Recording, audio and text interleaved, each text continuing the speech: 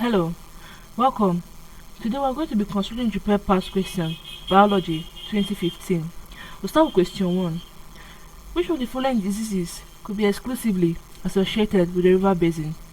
We have option A to be malaria, B. syphilis, C. onchocerciasis, D. cholera. Now the correct option here is C.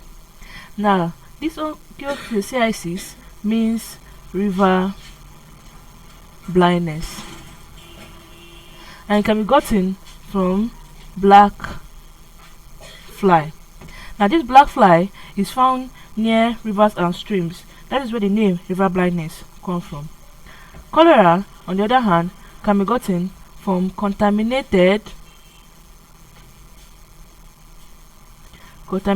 food and water, while syphilis is an sexually transmitted disease. Malaria can be gotten from the bites of female Anopheles mosquito.